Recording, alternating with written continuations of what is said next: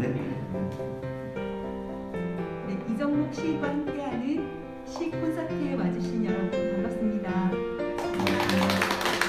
국내책방 강원도 나무아래 책방지기 박진숙입니다. 오늘 이 자리는 방구석 랜선 책방 콘서트라는 이름으로 기획된 프로그램이고요. 사단법인 한국작가회의가 그런 작은 서점을 지원하기 위해서 이렇게 마련한 프로그램입니다. 감사하게 생각합니다. 사소한 존재들, 일상의 그늘진 소재들을 따뜻하고 섬세한 생태적인 감수성으로 관찰하는 시인, 빼어난 비유와 묘사, 무엇보다도 능청과 익살로 우리말을 부리는 솜씨가 탁월한 시인으로 정평이 나 있는 분이시지요. 이정록 시인을 소개합니다. 여러분 존경과 애정을 담뿍 담은 박수로 환영해 주시기 바랍니다. 반갑습니다. 근데 애정은 없고 존경만 있는 것 같았어요. 네, 지금 이렇게 만나 뵙게 되어서 반갑습니다. 영광입니다. 네, 이정록 시인께서는 26살이던 1989년 농부일기라는 시로 등단하셨고요. 올해로 시 인생을 걸어오신 지 꼭 32년째이십니다. 그 긴 세월 동안 9권의 시집을 내셨고요. 그리고 동시집, 동화책, 그리고 청소년 시집, 산문집도 2권 펴내셨습니다. 그 과정에서 김수영 문학상, 윤동주 문학대상, 김달진 문학상, 그리고 박재삼 문학상까지 엄청난 상들로 이 작품을 평가받고 있는데요. 현재는 이제 학교에서 학생을 가르치고 계시고 만해 문예학교 교장 그리고 사단법인 한국작가회의 시분과장을 맡고 계십니다. 이건 공식적인 시인 소개고요. 선생님께서는 선생님 자신을 어떻게 소개하고 싶으신지 좀 궁금합니다. 시집을 읽다 보면 스스로를 이렇게 표현하는 구절들이 몇 군데 보이던데 너무 그거 얘기해 주세요. 예. 저는 마을이 가까울수록 나무는 흠집이 많다. 나는 너무 내 몸이 성하다. 너무 성하다. 내 몸이 너무 성하다. 성한 나무로 표현하기도 하고 네. 스스로를 녹물에 비유를 하기도 하고 껍질에 비유를 하기도 하고 네. 그래서 선생님 스스로를 어떻게 소개하시고 싶으신지 궁금합니다.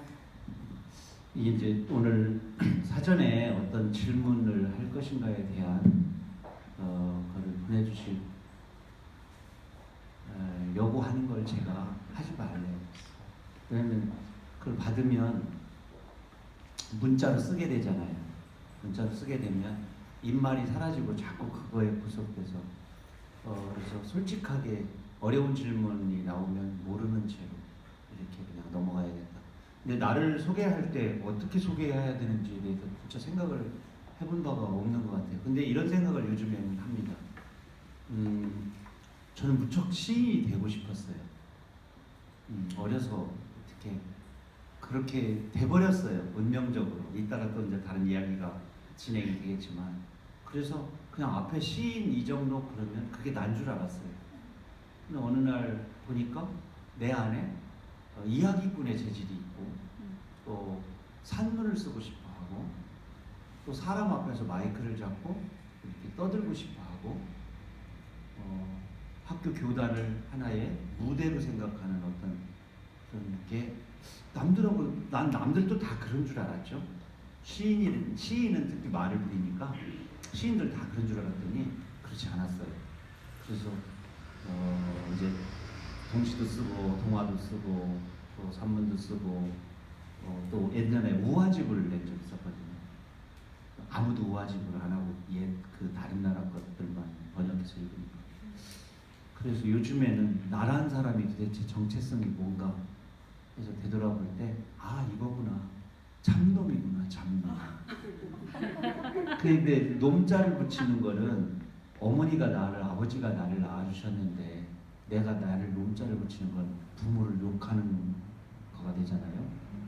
그래서 잡놈 중에서 놈자 대신에 좀 높임말 쓰자. 그래서 잡가. 잡가가 좋을 것 같아요. 잠도 록이라고 있거든요. 수필에 대한 다른 이름이 많잖아요. 수필에 관한 수도 없이 많은 이름, 뭐 한옥, 한집, 파한집 할 때요. 그런데 그 중에 설잡록이 있거든요. 내가 이정록이니까 잡문, 잡가 내지는 잡록, 이잡록 이 정도가 좋을 것 같고, 혹시라도 더 많은 장르나 신비한 장르가, 새로운 장르가 내 몸을 통해서, 내 손을 통해서 세상에 새로이 탄생됐으면 좋겠다는 생각이 있습니다. 그러니까 기존의 소설 문법, 동화 문법, 시문법을 내가 따라가는 게 아니라 그 글감이 주는 최초의 장르를 내가 한번 만들어 보는, 어설프겠죠. 근데 그 어설픔을 시도해보고 세상에 내놓는 그런 잡스러운 글들을 막 생산하는 작가가 되고 싶습니다. 작가 이정록입니다. 네. 요즘 시대를 두고 굉장히 뭐 하이브리드라고 얘기를 하잖아요. 굉장히 시대 정신에 충실한 그런 네, 스스로에 대한 평가가 아닌가 하는 생각이 또 듭니다. 네, 시대를 앞서가는 작가, 시인 이정록 선생님이십니다. 네. 앞서가는 건 아니고요. 숨을 수가 있어요. 아니 나 처음 하니까 이 정도밖에 못해도 되지 라는 나 자신을 이제 숨길 수가 있는. 저는 어느 분야에 제가 최고로 잘한다 생각하는 부분이 없거든요. 난 이제 그거를 메꾸기 위한 한 방법으로 내 나름대로 피신. 네, 선생님이 시를 읽어보신 분은 다 아시겠지만 시 전 곳에 굉장히 겸손함이 많이 흐르시잖아요. 네, 그래서 금방 하는 건 어디까지나 저희 농담이었고요. 네, 겸손한 표현이라고 생각이 듭니다. 네, 이제 말씀 중에도 나오셨지만 굉장히 다양한 장르를 아우르면서 정말 부지런하게 글을 쓰고 계시잖아요. 네, 이런 부지런한 글쓰기의 어떤 비결 혹은 원천, 에너지원 굉장히 좀 궁금하기도 하고요. 이 시간을 통해서 좀 32년간의 시 인생을 좀 잠깐 회고해 주실 수 있을까요? 적절한 그 질문에 따른 답인지는 잘 모르겠는데, 제가 18살에 이제 대학 1학년이 되었어요. 이제 미성년자로서 이제 뭘 해도 미성년인데 집 나이로 18살이니까. 그래서 이제 제일 먼저 이제 당구장을 따라가 봤어요. 그런 막노동이었고, 잘 치는 친구들 5번 칠 때 나는 한 번 그 전문 용어로 삑사리 한 번 하려다가 서 있다가 겨우 짜장면 내기 하면 그거 조금 단무지 얻어먹고 야 이거 못할 일이다. 근데 또 술을 먹게 되는데, 저는 술은 웬만큼 아버지로부터 이렇게 받은 게 있어서 웬만큼을 하는데 그거 오래 못 하겠더라고요. 이틀 3일 못 하겠더라고요. 그 화투를 치는데 그것도 재미가 없고.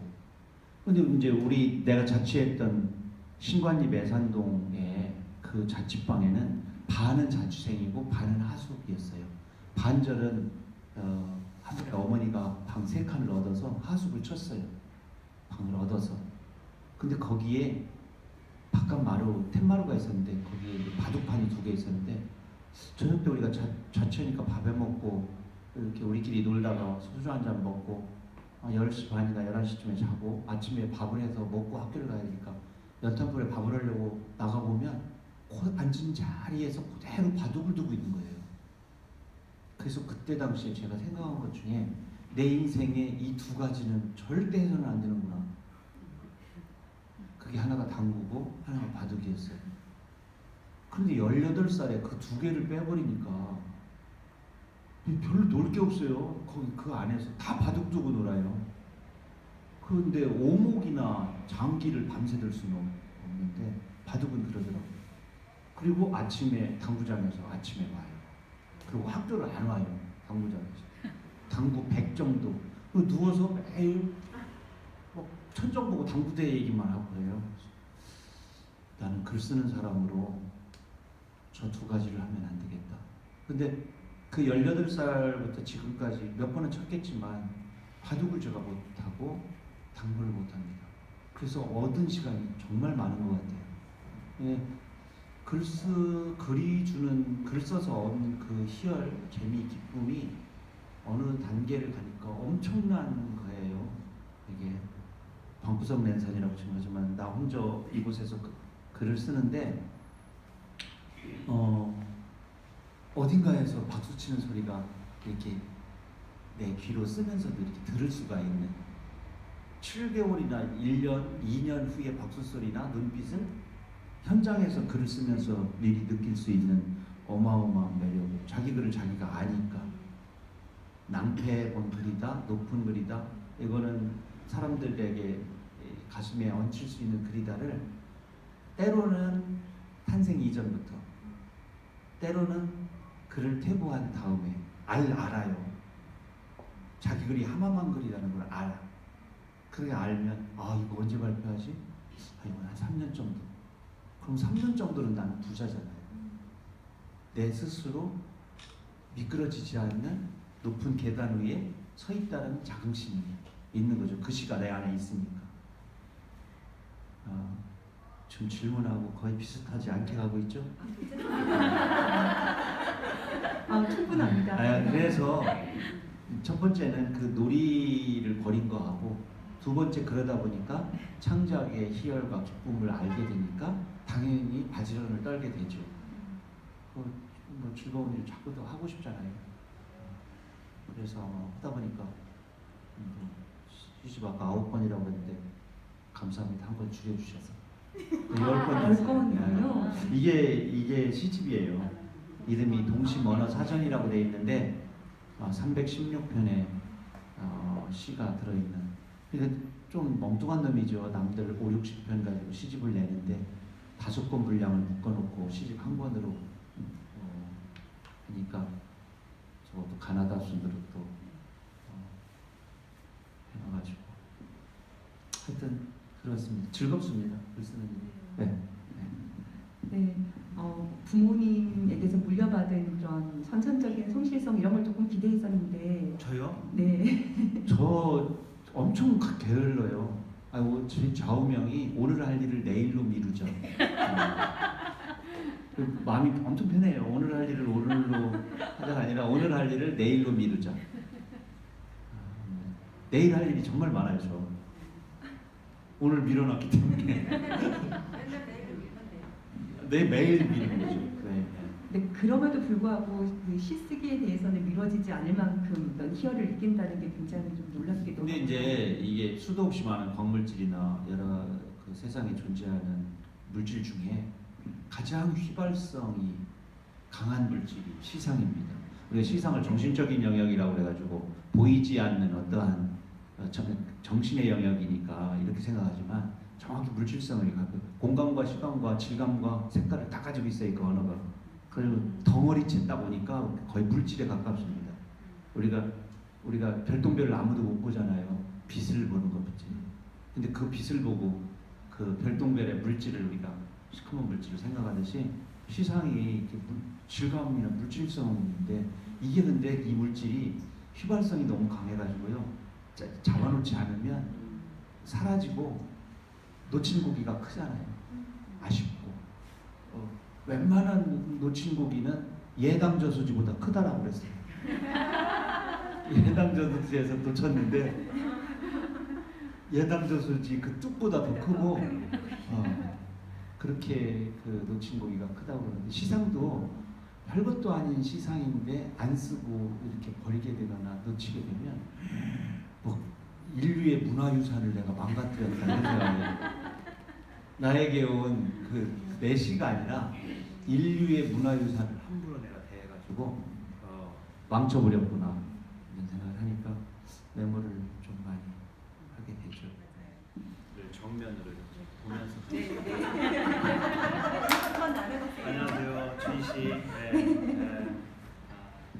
읽고 시작할까요? 그러면 네, 시인 이정록 선생님 음성으로 먼저 시 한 편 감상하도록 하겠습니다.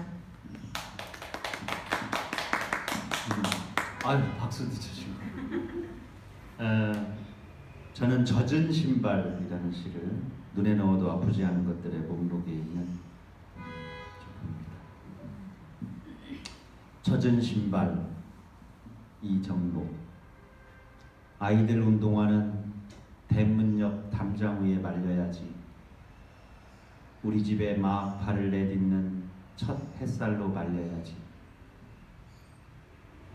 어른들 신발은 지붕에 올려놔야지. 개가 물어가지만 않으면 되니까. 높고 험한 데로 밥벌이 하러 나가야 하니까. 어릴 적에 할머니께서 가르쳐 주셨지. 북망산천 가까운 사랑방 툇마루에 당신은 당신 흰 고무신을 말리셨지. 노을빛에 말리셨지. 어두운 저승길 미리 넘어져 보는 거야. 달빛에 엎어놓으셨지. 저물어도 거둬들이지 않으셨지. 마지막은 다 밤길이야. 젖은 신발이 고꾸라져 있었지.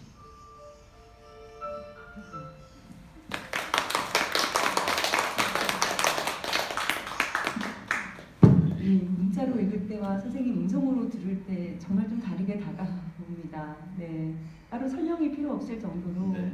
신발과 삶과 또 젊은 세대와 저무는 세대의 그 마음결이 막 잘 느껴지는 것 같은데요. 선생님 이 시와 관련해서 좀 이야기를 조금 더 들려주시겠어요? 제가요. 저는 이제 할머니가 두 분, 누나 한 분, 엄마, 어머니 그 분들이 가장 큰 저의 그 언어, 뭐 이렇게 또 생각 이런 것들의 기저를 이루게 한 좀 모어라고 하는 말을 주로 쓰는데 인 것 같아요.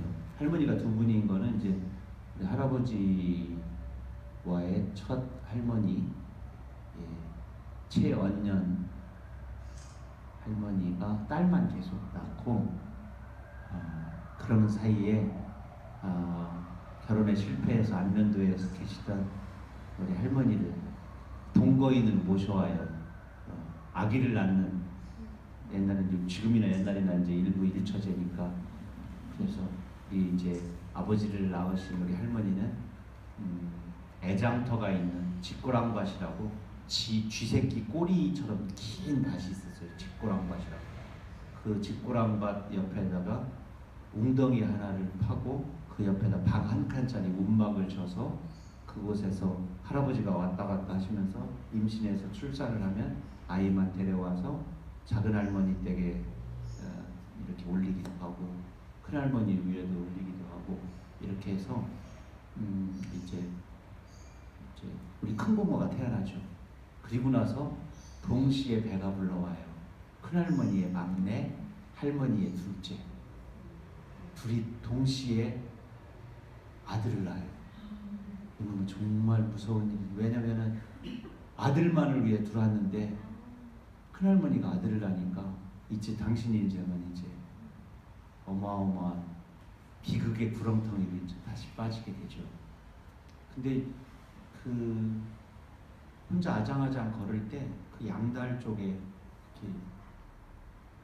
똥을 모아두는 그런 이렇게 곳이 있었는데 그곳에 실족해가지고 큰할머니의 막내 아들은 익사로 죽고 다시 이제 살아남은 게 이제 우리 아버지 이경자의 우리 아버지 그 아버지의 장남이 저예요. 그래서 저는 어렸을 때 진짜 제가 잘생긴 줄 알았어요. 공부 못해도 된다는 말을 너무 많이 들어서 공부를 못하는 게 당연한 거라고 생각을 했어요. 그러다 보니까 많은 사랑, 긍정, 이렇게 그런 게 있었던 것 같아요.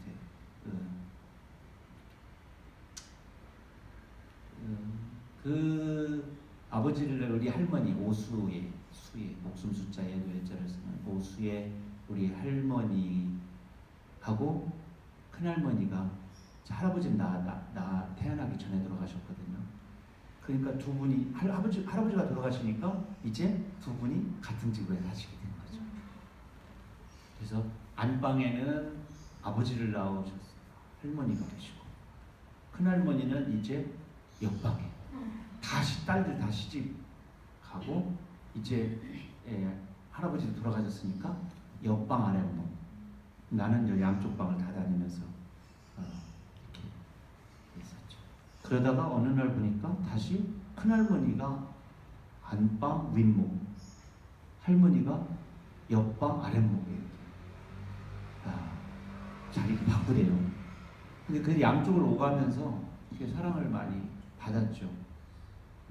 근데 그 텐마루, 안마루는 주로 할머니 용도였고요. 텐마루는 서쪽 텐마루는 큰할머니 용도였어요.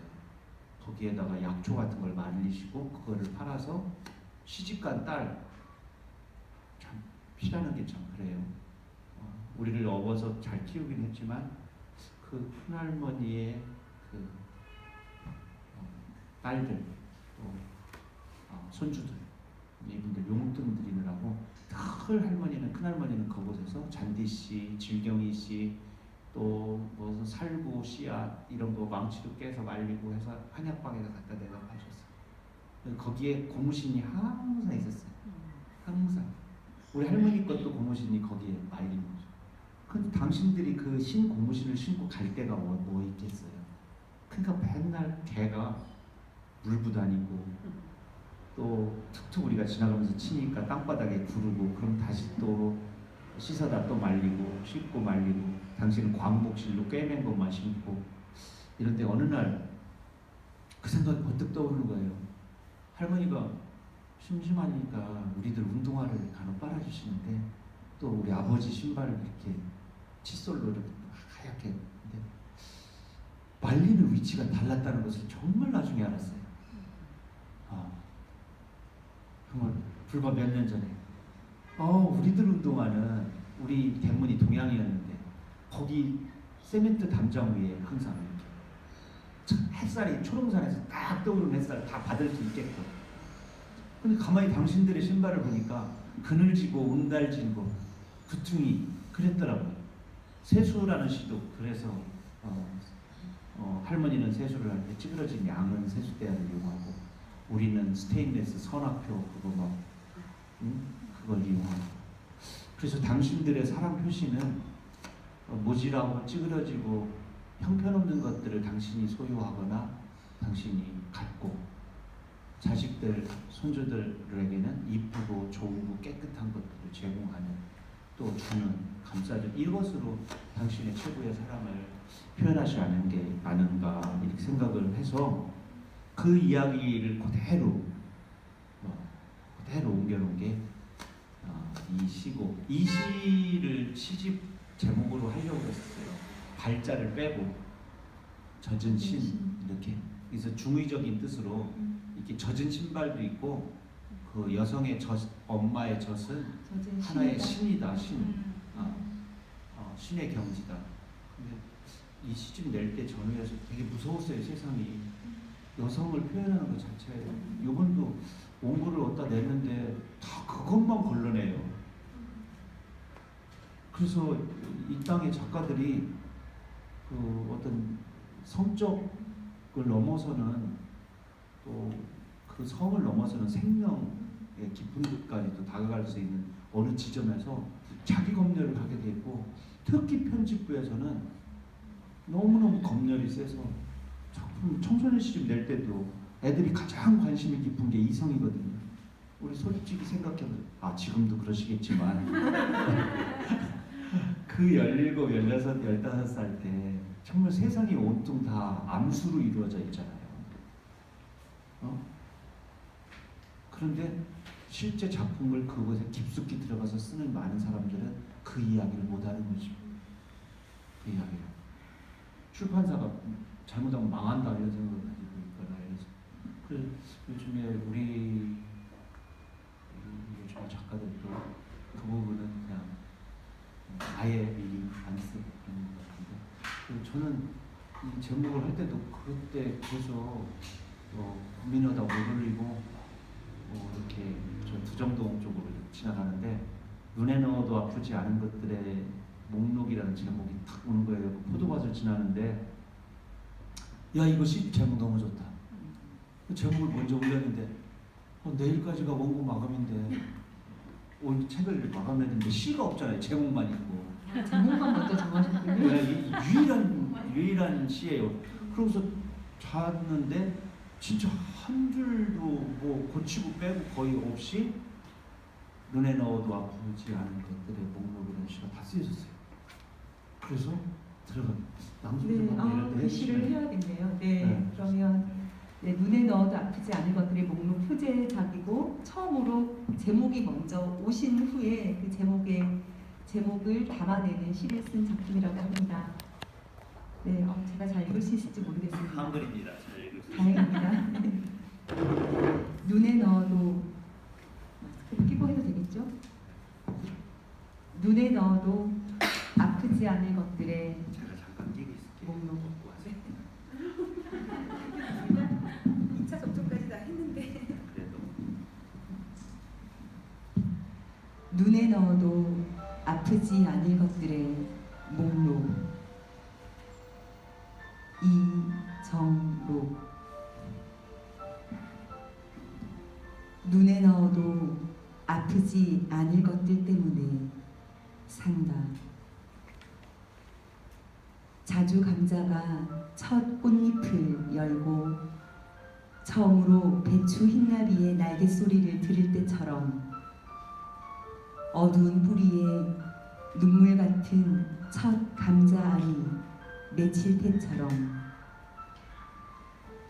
싱그럽고 반갑고 사랑스럽고 달콤하고 눈물겹고 흐뭇하고 뿌듯하고 근사하고 짜릿하고 감격스럽고 황홀하고 벅차다.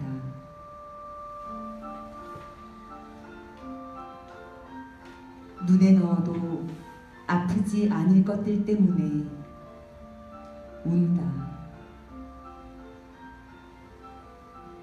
목마른 낙타 가시 나무뿔로 제 혀와 입천장과 목구멍을 찔러서 자신에게 피를 바치듯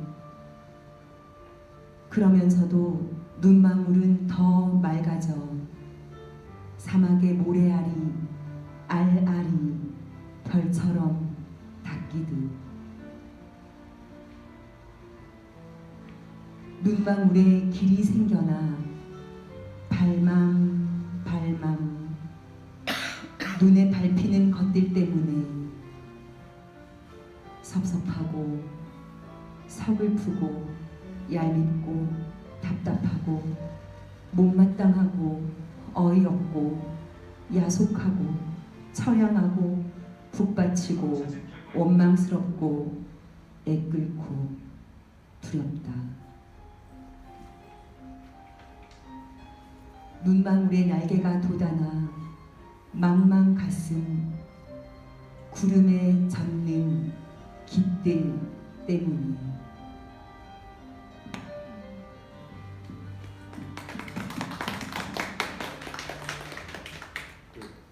시를 이렇게 길게 쓰면 안 되는데 그나마 좀 짧은 시인 거예요. 네. 시를 쓸 때 우리가 시작법 중에서 그 작가의 언어가 있고 독자의 언어가 있거든요. 그래서 이렇게 감정을 직접적으로 표현하는 것들은 독자의 가슴 속에 있는 언어들이거든요.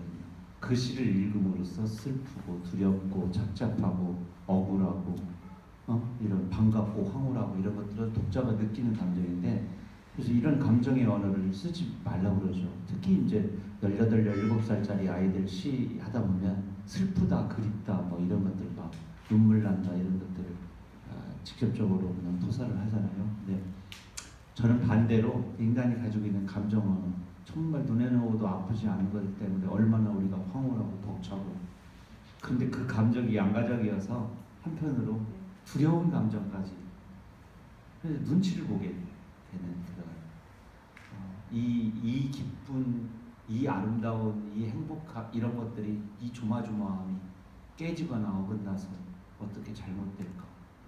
그러니까 이 묘한 감정이죠. 무소식이 희소식이야 할 때 그 감정. 소식이 없어 이런 거 자식이. 아? 무식이. 그럴 때 섭섭하고 안타깝고 하다가 아유 그래 무슨 소식이 있으면 안 되지. 나쁜 소식이 오면 어떡해. 그러니까 또 한편으로 그 아까 그 섭섭한 감정이 또 반대의 감정으로 두 개가 이렇게 맞물려 있잖아요. 그래서 이 눈에 넣어도 아프지 않은 것들에 대한 이 두 가지의 감정을 어떻게 표현할 것인가. 그래서 나는 다시 날개가 돋아나서 그 깃털이 구름에 또 젖고 끊임없이 가는 거죠. 저 구름이 쪼개지고 나누어지고 새털구름이 되는 이유는 내 마음의 깃털이 그리운 그쪽으로 가다가 그 구름을 헤져 놔서 이렇게 해서 구름이 잘게 부서지는. 그리고 다시 날개를 접으면 내 깃은 다 젖어 있는 거죠. 마지막에 망망가슴 구름에 젖는 깃들 때문에 인터넷을 보면 다 깃을 겉이라고 해놨어요. 본문에 충실하지 못한 거죠. 이게 이 시에 아주 정말 나름 높게 고민해서 쓰는.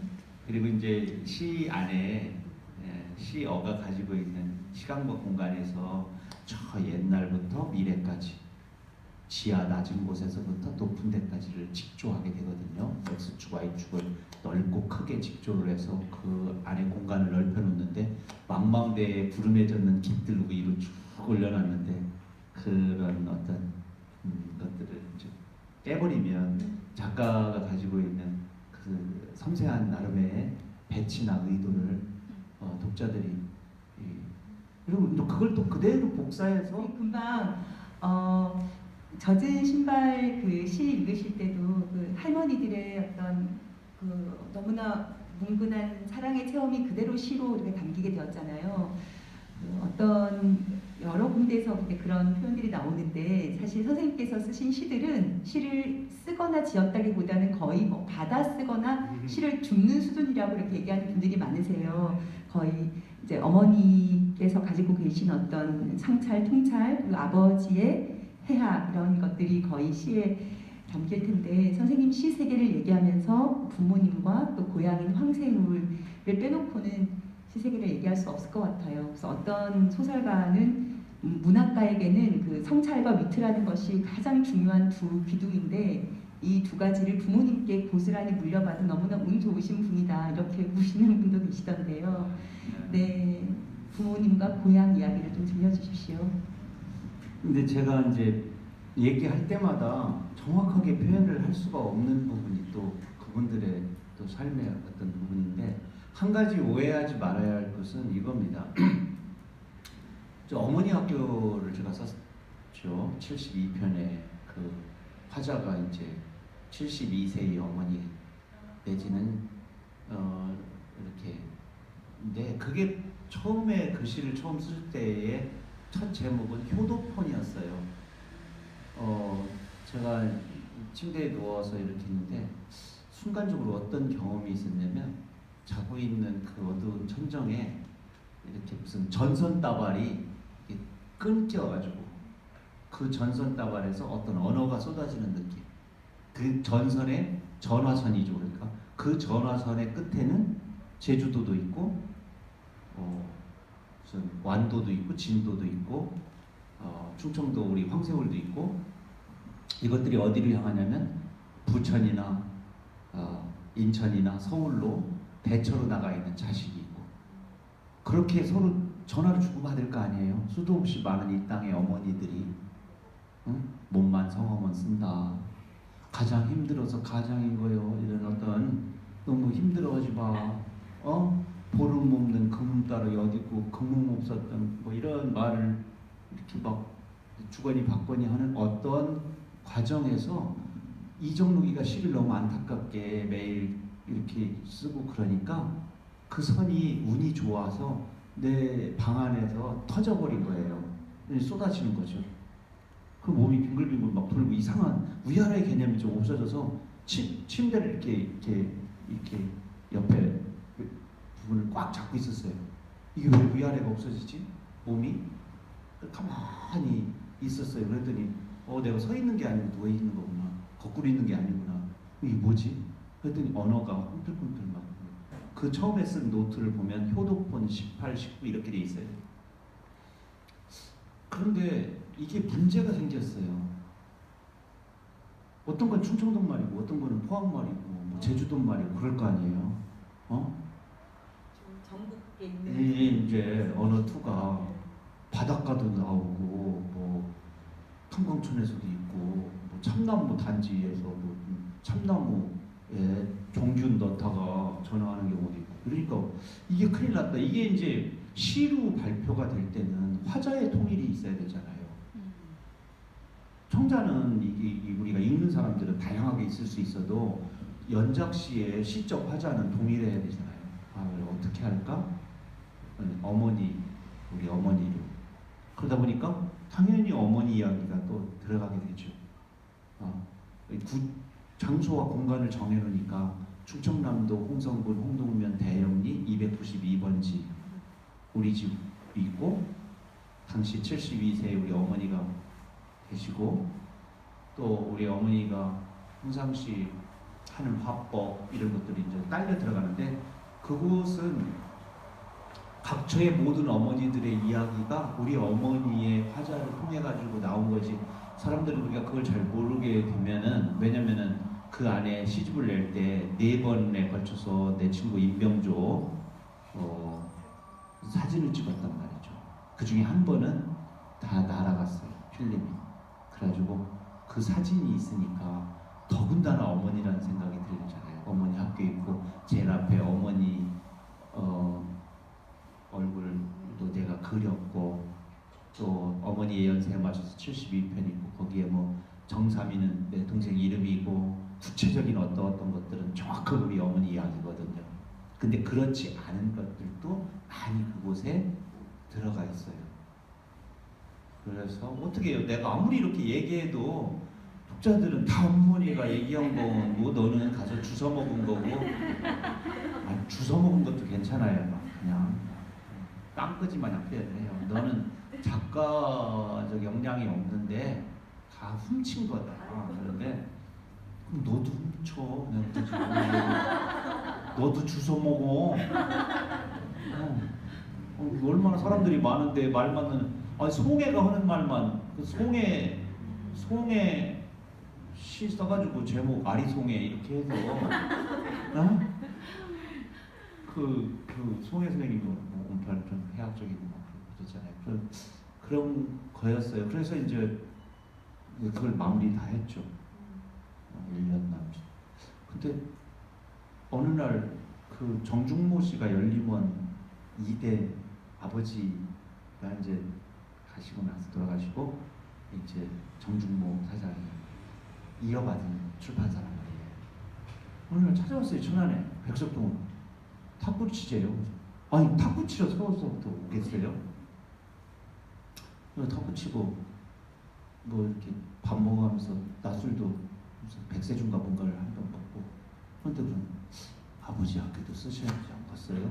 그렇게 되고 무슨 아버지 학교냐 그게 아버지가 오셔야 쓰지 그게 되냐고.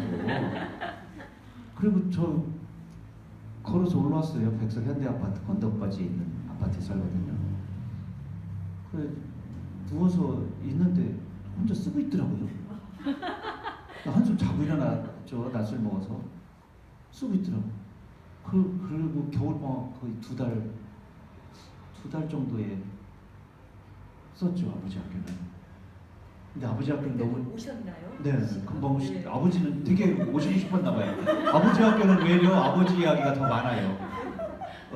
근데 이런 문제가 생기더라고. 그러니까 아버지가 바람을 펴서 그 조양다방 아가씨를 데려왔을 때 그때의 아버지 입장도 있을 텐데 어머니 학교에서는 어머니 입장을 썼거든요. 근데 아버지 입장을 하니까 아버지가 할 말이 있더라고. 거기 백화식당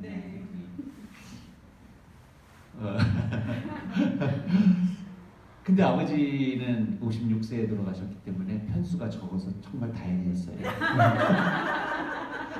어머니는 72편이었는데, 근데 판매도 어머니 학교가 훨씬 더 많이 이렇게 사람들이 좋아하시고요. 아버지 학교는 그거에 비하면 좀 많이 사랑을 별로 못 받는 편이죠. 그래서 아버지 학교고 어머니 학교라는, 제가 총장이에요, 총장.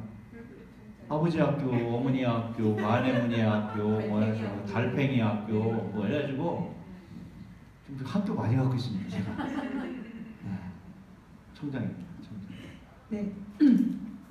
제가 그 근데 자료를 이게 원래 보니까 뭔 질문이었었는데 이렇게 갔죠. 저하고 같이 이렇게 토크를 하잖아요. 네. 방향에 나중에 옆에 앉았던 분 이 바보 돼요, 바보. 제 잘못이에요. 아닙니다. 아주, 정신 똑바로 차리셔야 돼요. 그럼요. 네. 그 위트가 거의 아버님께서 굉장히 해학적이셨다고 들었는데, 제가 어디다 보니까 이미 뭐 윤정로 선생님이 굉장히 능청스러우시고 재밌다는 건 다 아실 텐데, 어디 있다 보니까 뭐 생의 지극한 슬픔을 익살로 불러내는 타고난 솜씨의 시인, 조금만 일찍 태어났다면 유랑극단의 납치를 당했을 독보적인 말빨과 위트, 어제 입국한 외국 관광객들을 한국말로 웃기는 범주구적인 유머감각, 이런 진짜 해학과 위트, 익살에 대한 얘기가 빠지지 않고 선생님을 얘기할 때 등장하는데요. 사실 정말 부럽기도 하고 궁금하기도 하고, 그게 어떤 그 정말 유년부터 받아온 아주 넉넉한 사랑에 기반하고 있는 것이겠지만 그것만으로는 안 되는 거잖아요. 나의 위트와 해학의 비결 한 말씀 좀 해주시겠습니까?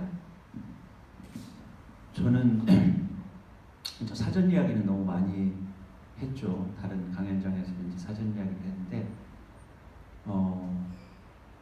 사전 중에서 이제 잡학사전이나 유머사전 이런 게 있어요. 유머사전 보니까 그 전유성 감수 이렇게 돼 있대요. 우리 집에 있는 사전, 유머사전이. 그때는 이제 전유성이라는 사람이 감수했는데 전유성이라는 사람 별로. 그런데 지금은 이제 전유성 선생님 자주 연락을 하니까 전유성 선생님 새로운 유머 개그가 생기잖아요. 그럼 정록 씨 시간 있어? 우리 한 번 시간 줘봐. 참 만나면 진짜 웃기셔요. 웃기는 것도 너무 정말 선생님한테는 죄송한데 정말 이렇게 웃겨도 되나 싶을 정도로. 막 외국 얘기를 많이 해요. 외국 뭐 저기가 어디 뭐 내가 여기를 갔는데 거기서부터 너무 이상한 거야. 좀 왜요? 그러니까 우리나라도 뭐 우리 이제 빠져들게 되잖아요. 그 엉뚱한 외국까지 갔다 와서 어떤 경험한 슬픈 얘기나 엉뚱한 얘기를 하는 거. 그래서 답은 이거예요. 결론은. 근데 왜 나무가 세로로 서 있는데 가로수라고 해? 그러네요. 제가 산문집에는 개그쟁이라고 썼죠. 개그쟁이. 아침 저녁 때 전화 왔어요. 밤에. 그래서 저 자다 깨서 그러면 내일 아침에 전화할게. 정말 그날 다음 날 아침 출근을 하는데 전화 왔어요. 그래서 잠깐만요. 이거는 정말 고쳐야 돼. 학생들이 이걸 알면 어떡하겠어. 막 그런 거예요. 그래서 내가 길가에 차고 세웠어요. 펜을 꺼냈어요. 역사 선생님 아는 분이 있느냐? 내가 한 말 더 나갔어요. 저 중앙박물관에 거기 이기영이라고 내 친구가 있다. 공주 박물관 관장을 했었다. 그러니까 제가 잘 전달하겠다. 고칠 수 있게끔. 꼭 고쳐야 됩니다. 뭔데요? 저기 왜 사도는 두 자인데 세 자라고 해?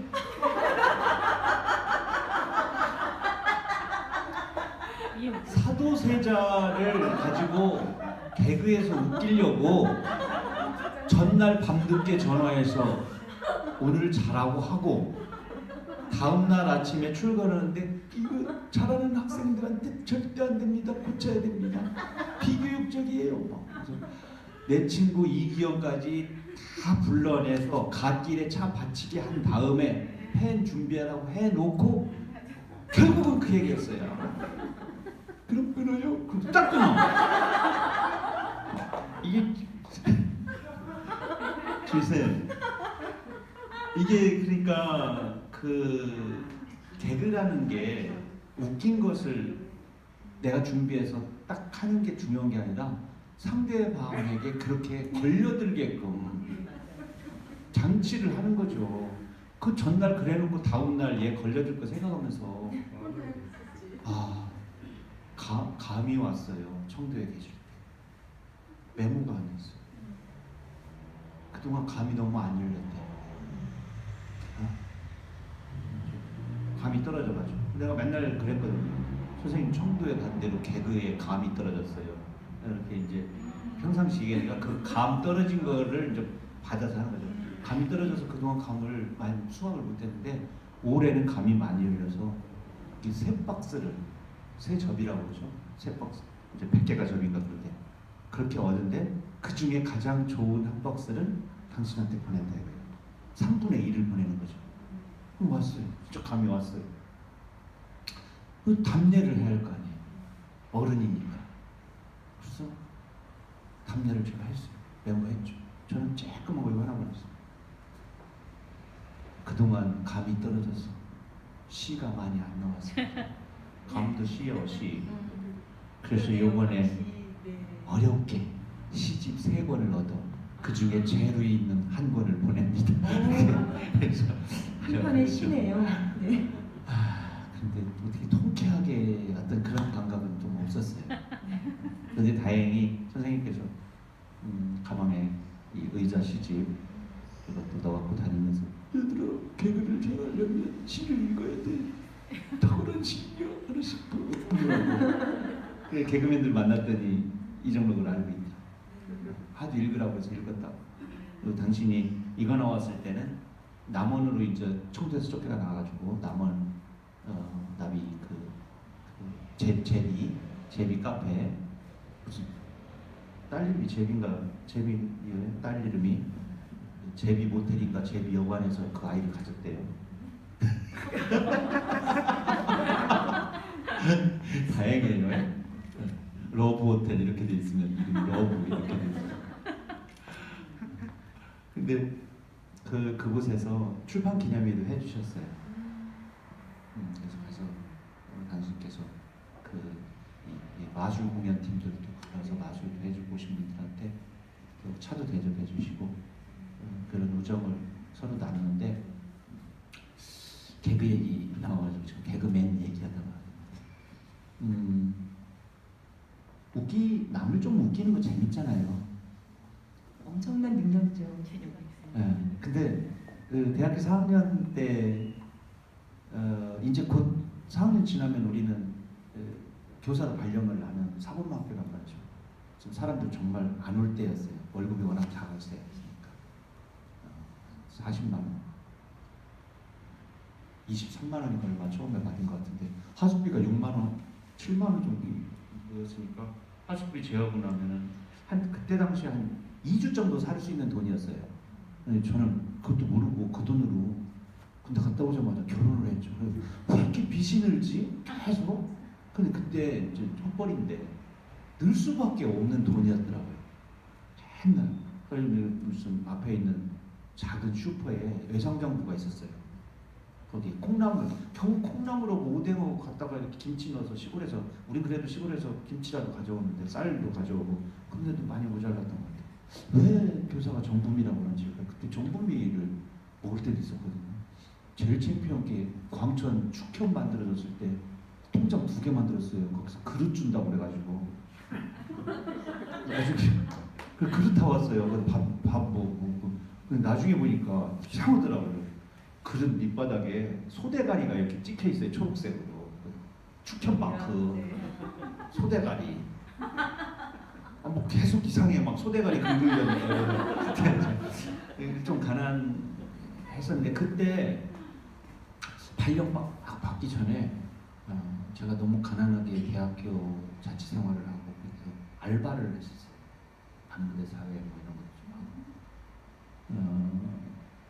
제 이름이 그때 미켈란 다빈치였습니다. 미켈란 다빈치 이런 거 미켈란 다빈치 막 이럴 때 있어요. 그 미켈란 다빈치일 때 되게 개그맨을 하고 싶었어요. 그래서 그때 조금 관심을 좀 많이 기울이고 제가 국악반에서 검은고를 막 열심히 할 때였는데 이렇게 목소리 흉내 같은 거 많이 했죠. 들으셨죠? 한때 우리 박성호 선생님 제가 그래가지고 이제 그때 나온 그 송창식 말을 전에 나오고 그 정태춘 박은호 1984년 회상이라고 하는 일집으로 나온 1984년에 이제 동물의 왕국이 처음 시작되고 그래서 저는 이제 목소리는 이승만, 송창식, 정태춘 그다음에 동물의 왕국 요 네 개의 목소리로 이제 개그꾼들이 짜서 나가려고 했죠. 근데 발령이 3월 1일자로 그냥 난 거예요. 그리고서 그다음 군대를 갔어요. 근데 그 사이에 시는 너무너무 시에 대해서 많이 빠졌죠. 군대 있을 때도 계속 신춘문예를 냈으니까. 그리고 나오자마자 1년 만에 쉬지 않고 나는 나오자마자 또 발령받았어요. 결성으로 발령받아서 거기서 신춘문예 또 대전일보가 됐어요. 그리고 결혼하고 이제 뭐 방송이고 뭐고 이런 생각을 할 수가 없었죠. 그래서 이제 애들 연극반 만들어서 애들하고 연극반을 했죠. 제가 한 9년 정도. 이게 충남 청소년 연극 지금 바로 이인호 형은 시를 저랑 같이 쓰던 시 서클 선배시거든요. 나중에 이제 연극. 당신께서 연극을 미리 하셨지만 학생 연극을 막 이렇게 하진 않을 때죠. 그러니까 제가 교사하면서 약간 후회되는 것 중에 하나가 청소년 축제 만든 거. 만든 걸 후회하신다고요? 축제를 처음에 만들 때요 돈이 30만 원밖에 그때는 새마을 어머니회라는 게 있었어요. 거기서 이제 돈을 받아가지고 하는데 무조건 하면 되는 줄 알았어요. 그래서 무대를 어떻게 만드냐면 책상 높이 똑같은 걸 갖다가 내놓고 거기에 교단을 갖다 덮어요. 그리고 광목천을 사요. 뺑 둘러 1m 정도 되는 광목천을 두르면 무대가 형성되잖아요. 조명이 없잖아요. 그러니까 대학교 가가지고 제일 학교 많이 보내는 학교 청운대학교, 해전대학교, 홍성이니까 가가지고 걔들 광고 2개씩 올리는 조건 옆에다가 학교 안내 그리고 거기에 있는 그룹 사운드나 방송반 아이들 10분씩 주어가지고 자기 공연하는 거를 넣어주는 조건으로 애들이 조명을 대여해줘요. 아니 뭐 했는데 리허설을 하다 보니까 대나요. 불이 다 나가버리죠. 그때 이만큼 굵은 전선이 있다는 걸 그때 알았어요. 그리고 한국전력으로부터 승합공사를 해야 된다는 거. 그런 건 하나도 몰랐었죠. 그냥 불 나는 걸 팍! 닫아버리고. 그렇게 하고 조금 있어서 이제 막 학교별로 막 그때 천안은 축제 같은 거 시작도 안 했을 때죠. 오로지 뭐 공부밖에 몰랐던. 그냥 화약회사에서 그냥 뭐 하나 터트리고 막 이럴 때. 여기 화약회사에서 하나. 그런데 이게 어느 정도 되니까 이제 대전, 서울에서 돈이 외부 자본들이 와서 학교 자본을 뽑아가는 거예요. 무대, 조명 이런 거 다 가지고 들어가지고 프로그램까지 들어가지고 아이들은 그냥 재밌으면 되니까. 그리고 아이들이 어떻게 그렇게 노출력이 강한지 다 막 그냥 댄스 막 거기서 그거에 막 그냥 나중에는 대전, 천안 막 이런 데서 막 외부에서 학교의 예산이 시골에 얼마 돼요. 무대 만들고 그거 하는데 1,000만 원을 투자한다고 생각해요. 도서관 1년 예산이 500인데 막 땅을 치고 근데 학생회가 선거에서 나오니까 애들이 공약을 내걸고 자꾸 커지죠. 이거 너무너무 잘못 건드렸다. 그리고 제가 이제 설화고등학교에 있을 때는 작은 연극을 돌려야겠다. 작은 축제. 설화에서 제가 4년 있는 동안 축제를 2번이나 했는데 산철 축제를 하자. 신앙송이든 작은 음악회든 30분짜리 점심시간마다 희망자에 한해서 140석씩을 계속 채워나가는 거예요. 이 돈이 안 들죠. 일상의 축제였네요. 네. 한 달에 2번씩 막 이렇게 하니까 뭐 신문에 관계된 거 무슨 나이 주장 발표 무슨 뭐 투표 연설 뭐 이런 애들 다 나누는 거예요. 나눠서 과별로 사회과에서 맡고 영어 영시 낭송 대회도 하고 막 외국인들 뭐 이렇게 그러니까 그거 괜찮더라고. 그렇게 해놓고 저는 그 사이에 늙었어요. 그래서 저는 이제 자연스럽게 현역에서 자꾸 이제 그런 것에서 이제 빠져나오게 되게 됐는데 그 학생 축제, 학생 연극 지금 열심히 하잖아요. 그 초반일 때 그런 개인의 역사가 좀 있죠. 사실 개그 역사가 또 우리나라도 뭐 풍자나 해악의 정신이 있었잖아요. 그러니까 유머나 해악, 익사를 할 수 있는 그 힘과 이 시적인 통찰력은 굉장히 맞닿아 있다는 생각이 네. 굉장히 들어요. 그래서 전유성 씨께서 어쨌든 개그를 잘하기 위해서는 사람들을 웃기려면 시를 읽어야 한다고 시집을 나눠주신다는 게 굉장히 고무적으로 들리고 사람을 웃기는 것뿐만 아니라 네. 정말 취업을 잘하려면 시를 읽어야 해. 연애를 잘하려면 시를 읽어야 해. 애를 잘 키우려면 시를 읽어야 해. 이런 얘기들이 좀 굉장히 많아졌으면 좋겠다는 생각이. 아니 근데 이왕이 하려면은 그냥 시를 읽어야 돼 이거보다는 네. 이정록 시를 읽어야 돼. 그걸 제가 빼놓겠습니다. 아무 시나 읽어야 네. 안 되고. 이렇게 자신 있게 얘기할 수 있을 정도로 다른 시들과 이정록 씨를 구별하는 이정록 씨의 어떤 핵심적인 그 아니 저는 제가 그 어려운 그 시를 잘 못 써요. 내가 해석이 안 돼서. 그런데 또 너무 쉽기만 한 시는 또 싫어. 그래 좋은 시는 제가 늘 정의할 때 이렇게 하죠. 3살, 4살, 5살 어린아이도 들어가서 찬방거리고 놀 수 있는 그러나 공부를 많이 한 평론가가 폼을 딱 잡고 락강과 여러 그 이론을 좌우로 장착하고 뛰어들어도 충분히 있는. 바닥이 안 짚어지고 허부적거릴 수 있는 넓이와 깊이를 가지고 여기저기서 감탄이 튀어나오십니다. 네. 그래서 진짜 맑고 깨끗하고도 깊고 우문한 그 시의 경지가 있죠. 우리 위로 가면 백석도 있고 정지용도 있고 또 만해도 있고 만해의 시가 지금 그 님의 침묵밖에 없지만 한시도 있고 뭐 동시도 있고 그런데 동시는 4편 있습니다. 그 중에 만약에 그 88편 중에 반절 정도 덜어내고 곧 무슨 나룻배와 행인이나 님의 침묵이나 뭐 이렇게 님은 같습니다 하는 이렇게 이런 시라든가 군말이나 이런 몇 편 또 이별은 미의 창조라든가 수의 비밀이라든가 이런 어떤 작품을 좀 줄여서 한 40편이나 35편 정도로 압축을 시켰다면 최고의 자리. 그리고 정말 한 가지 궁금한 거 있잖아요. 1926년에 님의 침묵이 나왔는데 돌아가실 때까지 그 많은 시간 동안 왜 2번째 시집을 내지 않으셨을까? 냈으면 정말 좋은 시집을 내셨을 텐데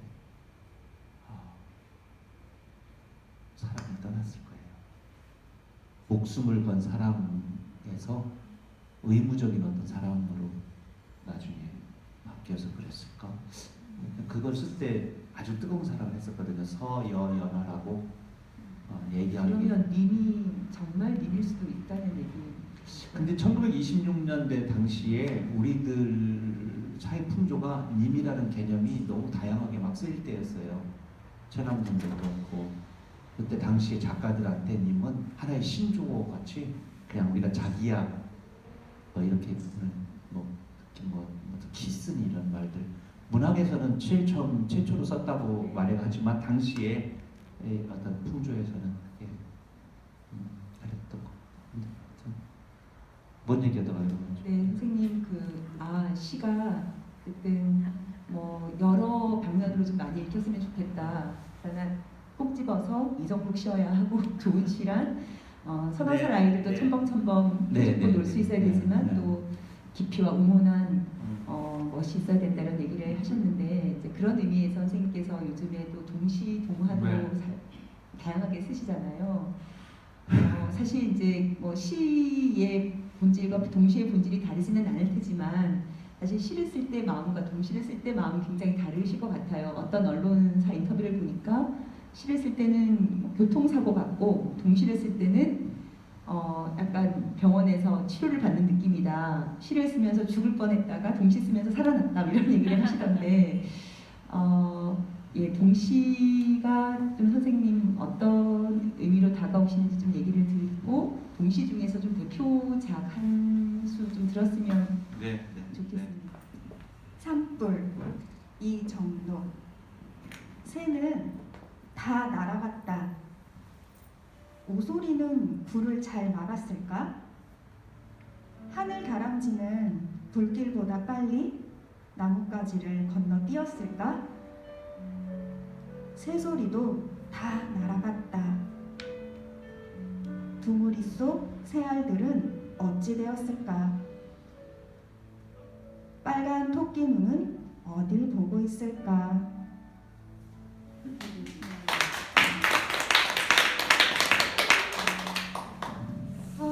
네, 정말 마음이 맑아졌습니다. 아니 불났다니까요, 오늘 말가지.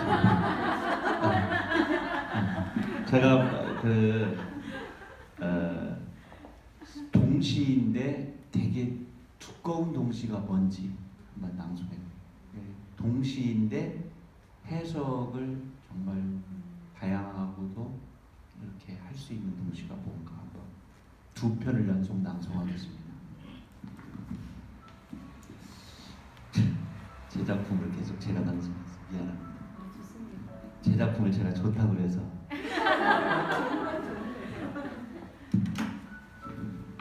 생강밭 하느님. 담임 선생님은 공부 시간에 엎드려 자는 애들에게 하느님이 깔고 앉은 놈들이라고 한다. 요즘 우리 동네 생강밭에는 아주머니들이 한가득 엎드려 일하신다. 도르래 삐걱삐걱 생강굴에 생강포대를 내리고 늦은 밤 방바닥에 엎드려 일기를 쓴다. 하느님이 깔고 앉아서 납작해진 아줌마들이 생강을 캔다. 일기 끄트머리에 선생님이 빨간 글씨 써놓았다. 그건 어머님들이 하느님을 업어주는 거란다.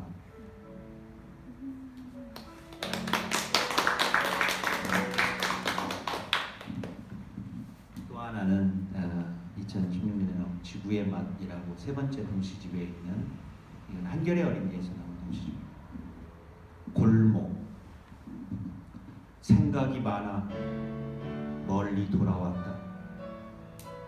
골목을 돌면 사람이 많고 화분이 많고 개와 고양이가 많다.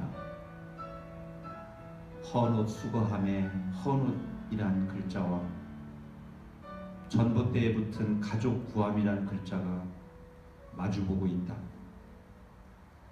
낯선 사람과 이름 모를 꽃과 짖으려다가 꼬리를 치는 개와 생각이 많아 자동차 밑으로 들어간 고양이가 내 복잡한 생각을 조금씩 빼어간다. 골목은 내 생각을 생각하려고 가로등을 환하게 밝힌다. 내가 화자인 아이가 걱정이 많아요. 지금. 그래서 생각이 너무 많아서 멀리 돌아왔어요. 집에 오는데 이 집은 두 종류가 있잖아요. 집은 집 안과 집 구석이 있어요. 그래서 따뜻한 집안과 이놈의 집 구석이 있어요. 그래서 그놈의 집구석을 빨리 가기 싫어서 집에 가면 뭔 이유가 있겠죠. 술고래 아버지가 있든 아니면 텅 비어 있든 내가 따고 내가 빈집으로 들어가든 그래서 어떤 생각이 많아 얘가.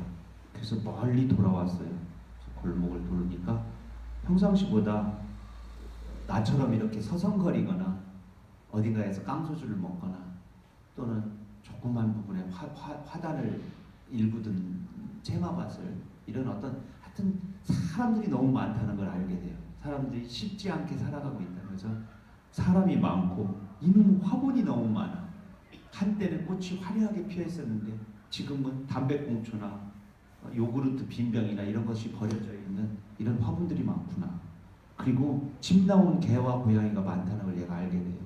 골목을 돌면 사람이 많고 화분이 많고 개와 고양이가 많고 헌옷 수거함이 드디어 보여요.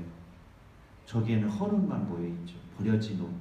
그러면서 이제 화자의 처지가 여기서부터 이제 이 화자인 골목을 도는 이 아이는 자기가 헌옷 같은 존재, 집안에서 버려진 존재라는 의식을 하는 거예요. 그리고 가족구함이라는 글자가 마주보고 있잖아요. 나는 우리 집에 정말 내 가족일까? 가족이라면 우리 아버지는 나에게 이럴 수 없어 라든가 가족인데 왜 나를 혼자 내팽개쳐? 이런 어떤 여기다가 말은 안 했지만 이 아픈 어떤 마음이 이 두 가지. 그런데 그 버려진 것 헌옷하고 가족도 없어서 가족을 구함이라는 글자가 서로 외로워서 마주보고 있어요. 그러고 보니까 낯선 사람과 이름 모를 꽃과 짖으려다가 저 집을 나온 꼬리치는 개와 생각이 너무 많아서 자동차 밑으로 들어간 고양이가 내 복잡한 생각을 서로 떼어가면서 너들도 그렇고 너도 그렇고 이런 어떤 동의와 이런 거죠. 그래서 나중에는 골목 전체가 나우대 등합니다. 오는 골목 자체가 A라는 지점에서 B라는 지점으로 사람을 이동시켜주는 그 골목이라는 것이 아니라 이제는 골목이 생명체가 되어서 외롭고 아픈 한 아이와 친구가 돼서 골목은 내 생각을 생각하려고 가로등을 환하게 밝힌다. 생각이 어떻다는 말하지 않죠. 그래서 높은 곳에서 신의 눈동자처럼 떠나버린 아버지의 눈동자처럼 희망적으로 한 아이를 밝히니까 지금은 이제 시간이 낮에서 밤으로 바뀌었죠. 어둠에서 골목이 환해지고 다른 풍경이 무대 위에 펼쳐지겠죠. 그래서 얘는 어떻게 됐습니까? 그거는 이제 독자의 각자의 상처의 눈으로 행복의 눈으로 다시 읽는 거죠. 그쯤에서 어디 갔다 이제 왔어 라든가 혼자 그 시간인데도 빈집의 열쇠를 꽂고 들어갈 수도 있겠죠. 그렇지만 골목을 돌면서 그 생각을 생각한 아이는 성숙한 아이이기 때문에 그냥 막 들어가서 행패를 부리고 가방을 집어내던지고 이따오 이러고 내가 살아도 되라고 분노에 차있던 아이는 아니죠. 그 사이에 골목과 동일화되어 있는 성숙한 아이로 성장을 했으니까. 그래서 이 시집이 시 제목이 골목인데 이제 작가인 나 입장에서는 여러 가지 장치를 해놓고 쓰죠. 근데 독자가 이걸 어떻게 다 따라오겠어요? 또는 그걸 다 읽어내 주시겠어요? 다만 그래도 작가는 우물을 크게 넓게 이렇게 만들어 놔야 된다고 생각을 해요. 그래야 밑줄 치고 국어 선생님이 시험 문제 냈죠.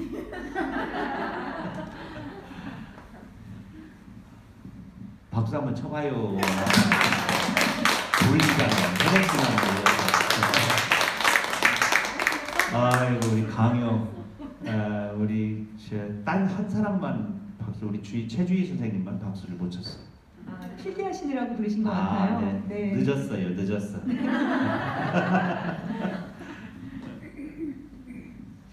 동시와 그 비동시의 경계가 사라진 시라는 생각이 들 정도로. 네. 그러니까 그 말도 똑같이 좋고 생명력 있는 어떤 언어들은 그 안에 다 동심이 들어있어요.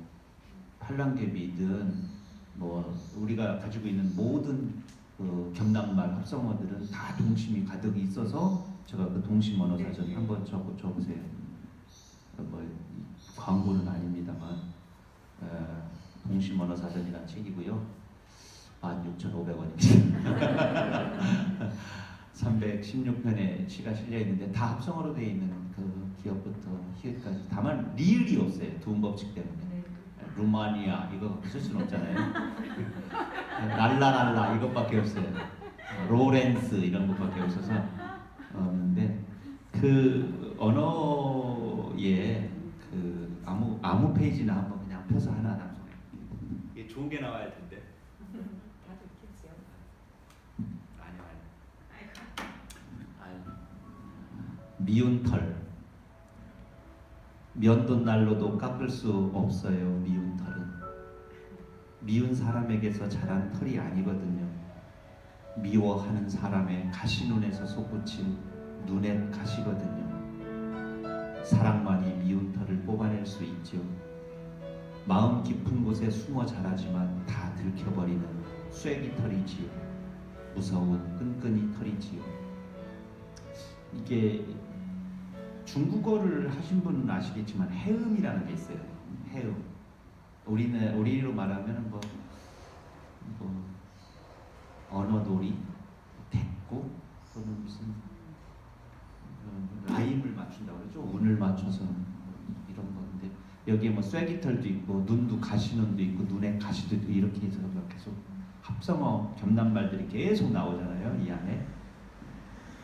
그럼 언어와 언어 사이에는 하여튼 우리가 말하는 동심도 따뜻하고 천진스러운 것만 동심이 아니라 미운 마음, 남을 막 해코지하고 싶은 마음 이런 말도 어린아이들한테 있잖아요. 두 번째 마음이긴 하지만 하여튼 그런 마음은 첫 번째 마음은 아니에요. 우리가 크고 아름다운 걸 보면 너무너무 좋아하는 게 선이라면 악이라고 하는 한자를 보면 버금아자를 쓰고 마음심자를 써요. 그러니까 두 번째 마음이에요. 악은 선이 첫 번째 마음이에요. 버금아자를 쓰고 버금이라는 게 두 번째잖아요. 마음심자를 쓰잖아요. 그게 악이에요. 악은 두 번째 마음이에요. 근데 마음은 마음이에요. 선도 악. 동심은 특히 그게 이렇게 혼재돼 있어. 엄마야. 근데 그게 미워하는 게 아니잖아요. 엄마 안 볼 거야. 그렇죠. 애들은 자기 감정 표현이 이 아주 양극으로 엄마가 가장 좋아해.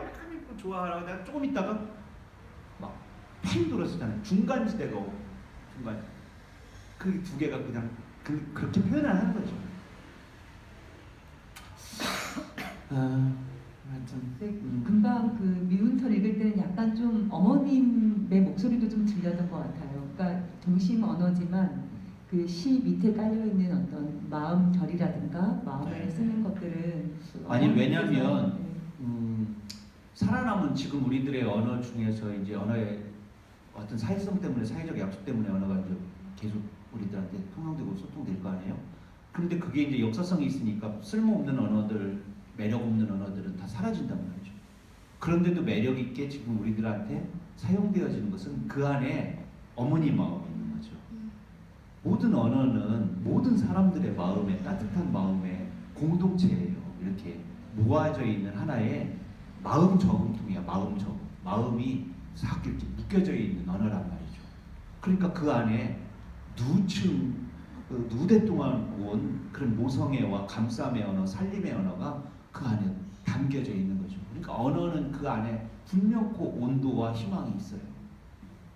남의 나이 같은 경우도 60이 넘어서 80이 넘으면 우리가 남의 나이를 산다고 그러는데 이게 합성어란 말이죠.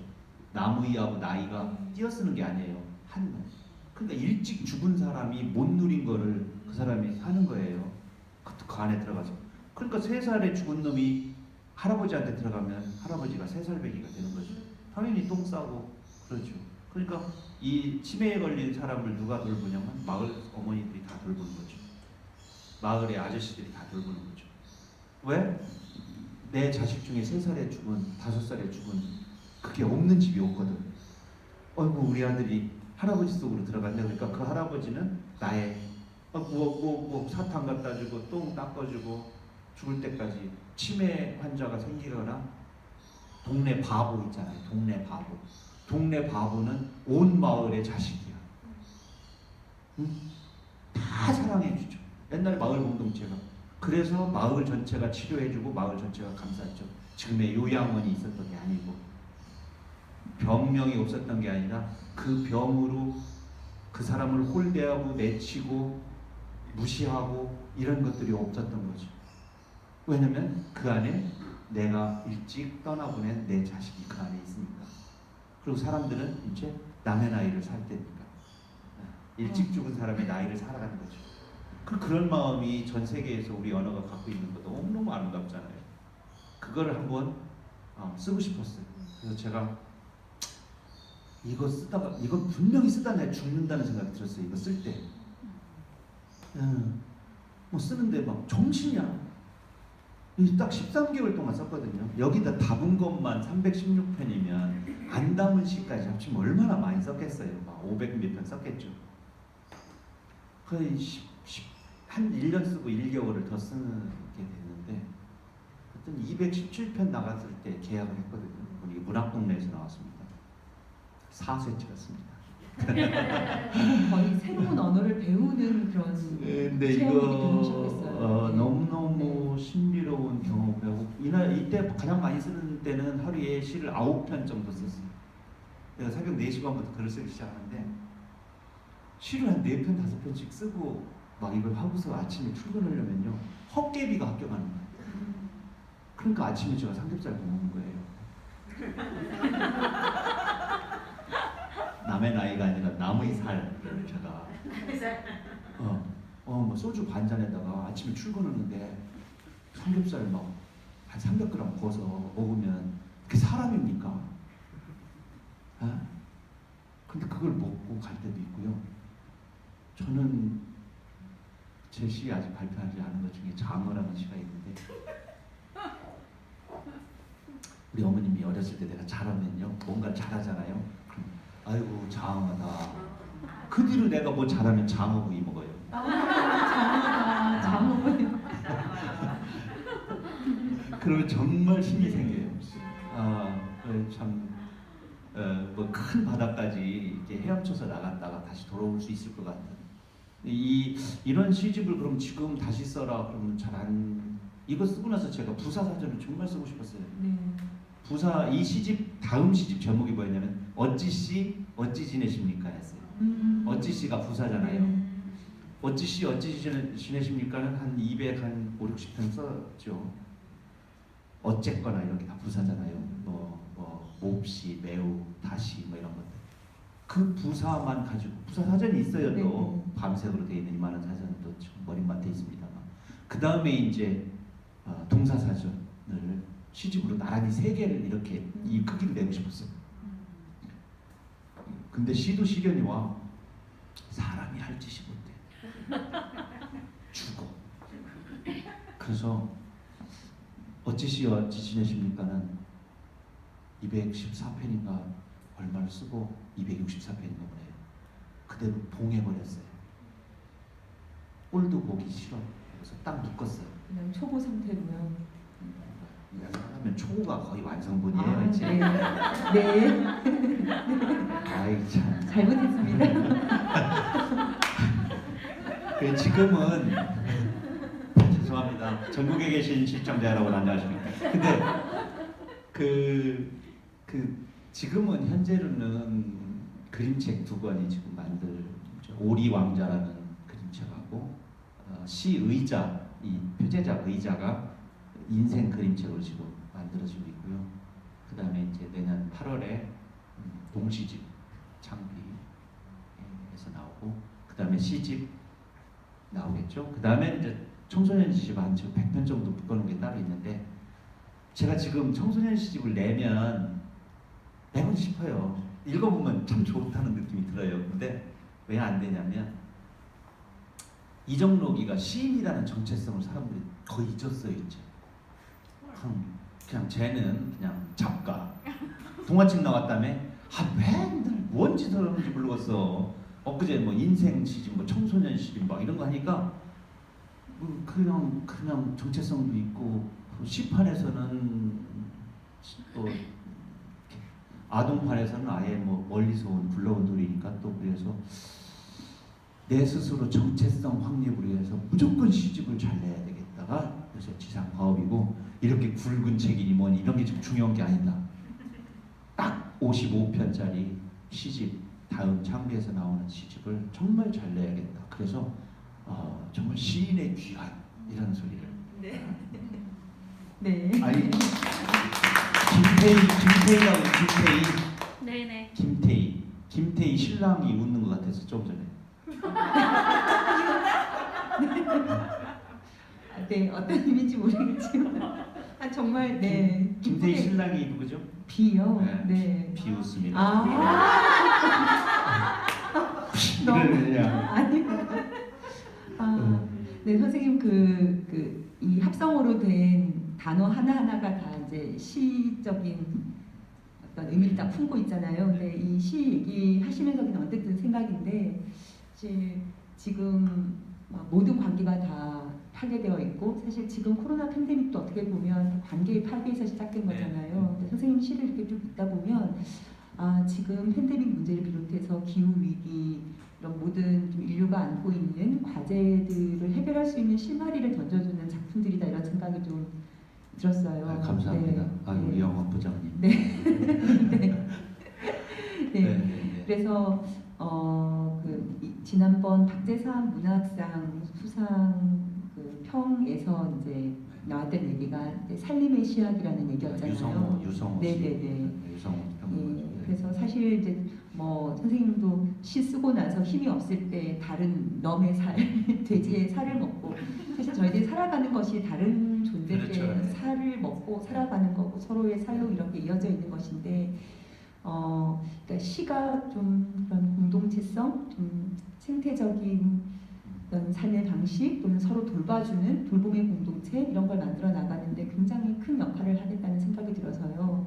그래서 더더욱 이 시대는 좀 시를 더 많이 읽어야 할 텐데 네. 그게 이제 시를 사랑하는 사람들의 좀 고민이기도 하고 또 시인의 고민이기도 하고 또 시를 출판하는 출판사의 고민이기도 하고 네 그래서 저희 이번 시 콘서트 제목이기도 한 시의 맛과 빛, 시의 맛을 알고 시가 얼마나 인생에 빛을 주는지를 알면 다들 읽고 그 속에서 정말 즐겁고 또 환하게 살 수 있을 텐데 네, 좀 종합적으로 좀 시가 가야 할 또는 시인이 가야 할 시대와 관련해서 좀 말씀. 마무리. 아니요, 근데 지금 우리가 둘이 너무 많이 떠들었어요. 네. 그래서 이렇게 오신 분들 이야기를 좀 듣고 내가 제 얘기는 마무리 나중에 하는 게 좋을 것 같아요. 질문이나 아니면 욕하고 싶은 거 이런 거 있어. 네. 자기 소개도 좀 해주시면. 네, 긴 시간 이렇게 같이 말씀을 나누고 있는데 들으시면서 꼭 시인께 좀 하시고 싶은 말씀도 좋고 또 질문도 좋고요. 네. 네, 먼저 마이크 없어도 될 것 같은데. 네. 오늘 또 이렇게 저희 감옥의 나무 아래서 우리 이정도 선생님 만나 뵙게 돼서 반갑습니다. 지난 그 인사동 갤러리에서 그 콜라보 이정록 사진작가하고 콜라보할 때 그 시를 쓰셨잖아요. 그때 그 같이 갤러리 관장님하고 또 선생님하고 저하고 같이 식사하고 나서 사진도 같이 찍고 그리고 또 페이스북 친구이기도 합니다.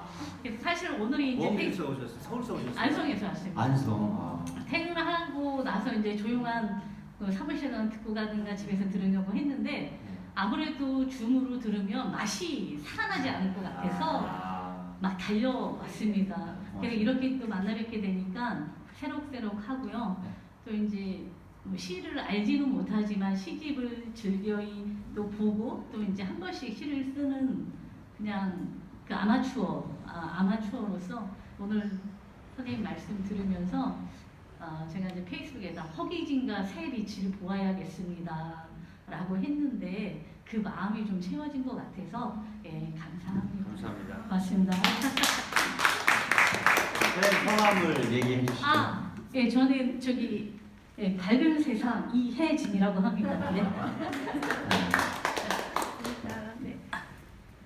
네, 그 값싼 인터넷 서점을 물리치고 저희 책방에 책도 주문해 주셨습니다. 감사하게도. 네. 오늘 사인도 받으려고 합니다. 아유 예, 연습하고 왔습니다. 네, 질문이나 좀 함께 감상을 얘기해 주실 분 계실까요? 아니면 줌으로 참여하시는 분들 예. 중에 아이고 네. 우리 남영화 남영화 선생님 선생님. 반갑습니다. 네. 목소리가 좀 크게 네. 해주시면. 아, 네네. 빼주세요. 네, 이제 크게 막.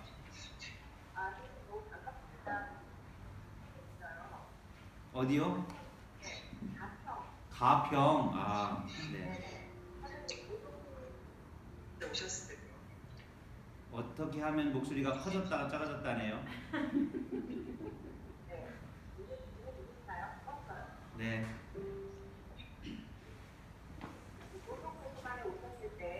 아, 조정도서관.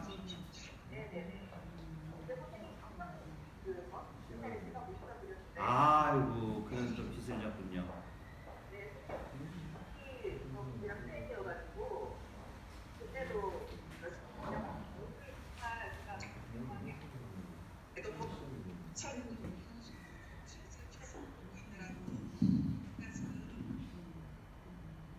아, 네네네. 지금 소리가 이렇게 끊기거나 잘 안 들려서 네, 종이에다 써서 보여주세요. 네, 그러면은 그 질문을 제가 받도록 하겠습니다.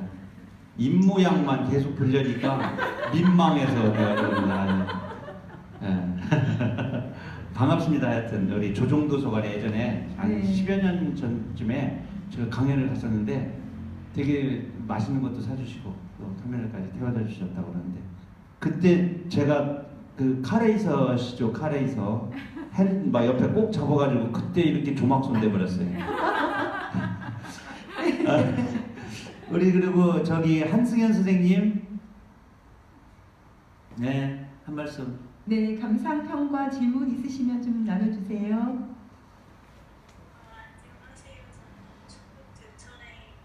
아, 제천.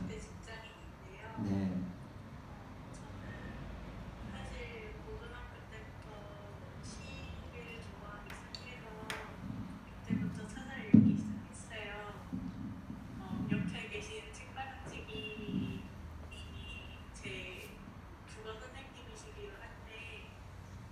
아.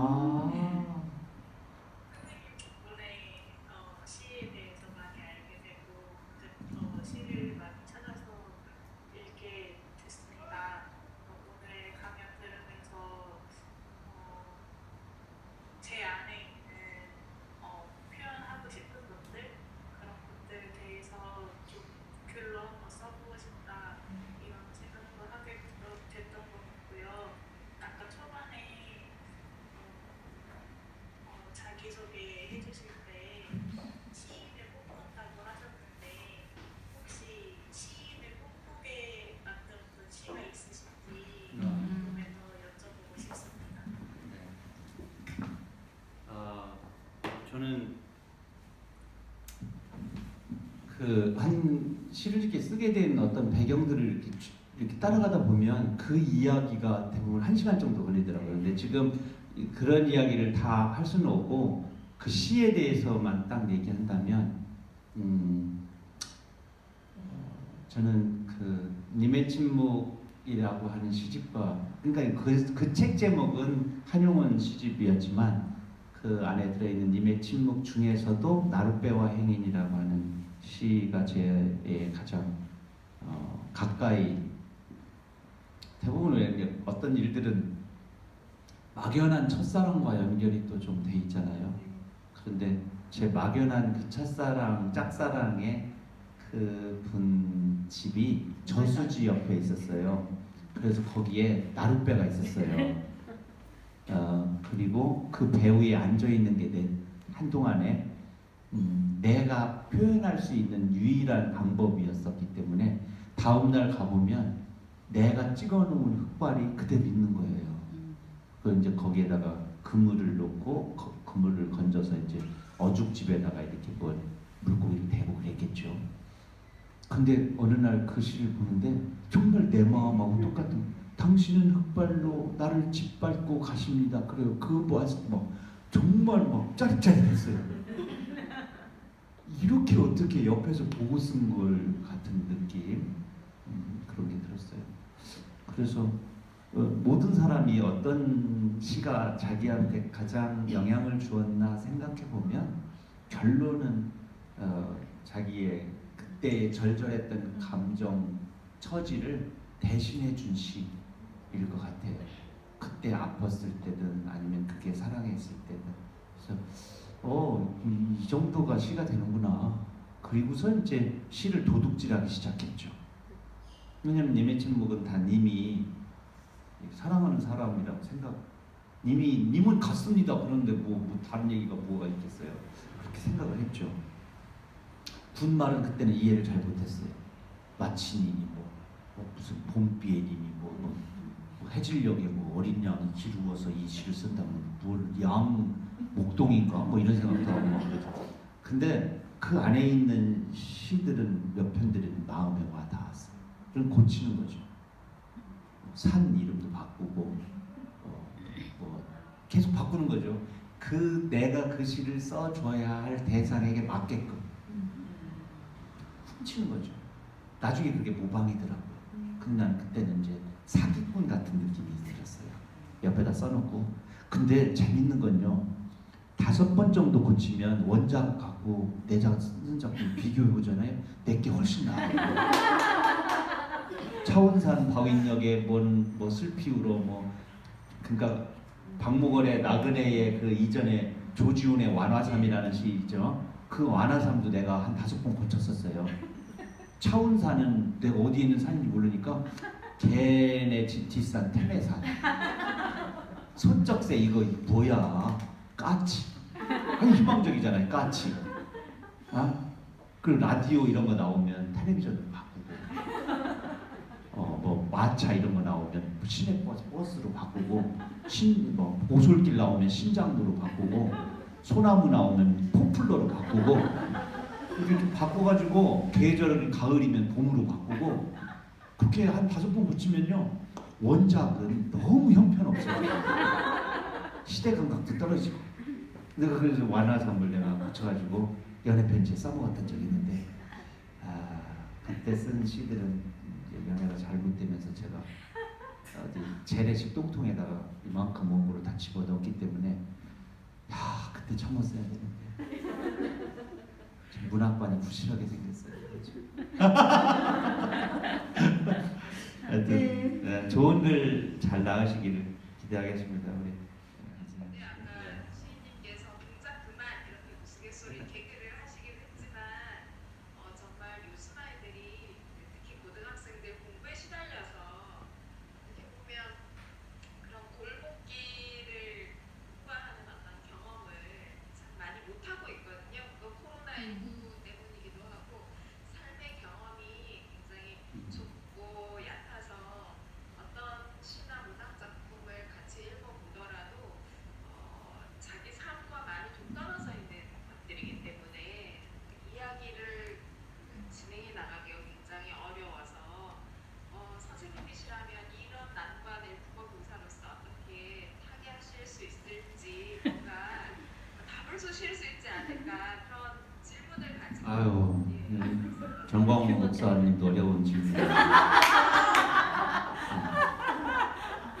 타개책 같은 경우는 근데 이게 문제는 이제 동행 문제잖아요. 동행 이렇게 글로 동행하든 마음으로 하든 언어로 하든 실제적으로.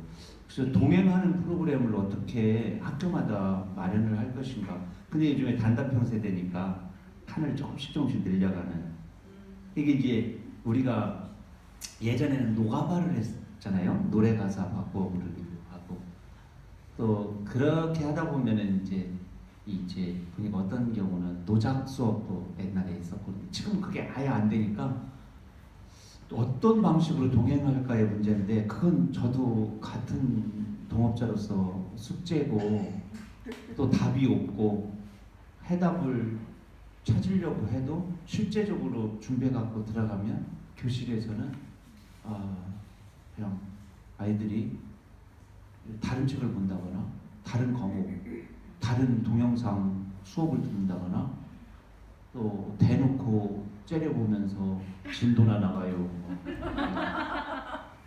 우리 천안에서 행복한까지가 얼마나 먼데 자꾸 진도 나가자고.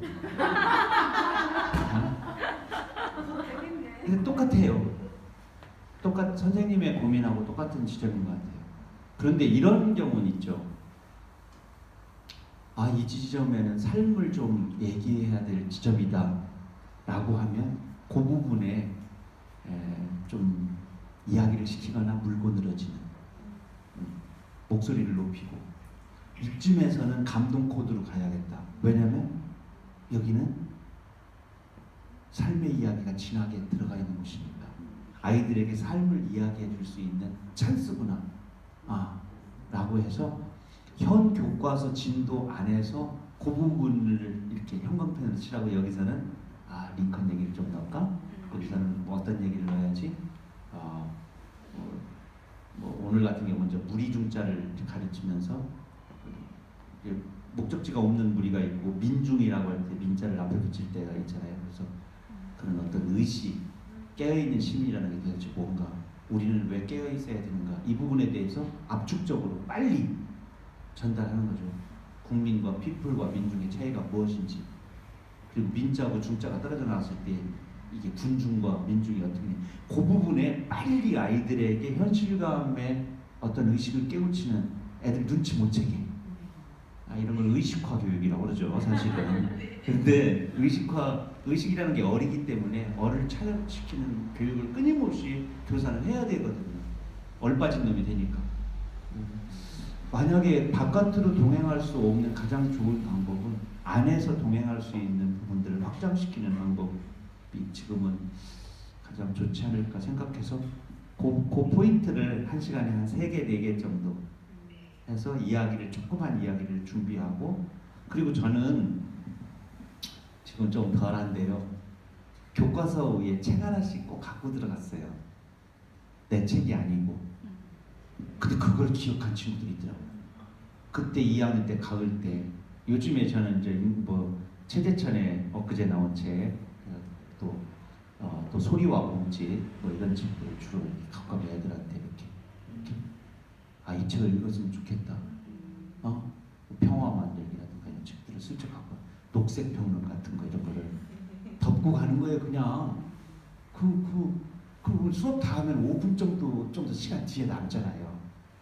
그러면은 읽긴 그렇고 구경이라도 해볼래? 이렇게 앉아는 애한테 그 책이 넘겼더니 이런 구조로 돼 있구나 정도만 알아도 이런 제목도 있네요. 선생님 이 책 좋은 책이에요? 이렇게 물어보는 애가 한두 명 꼭 있거든요.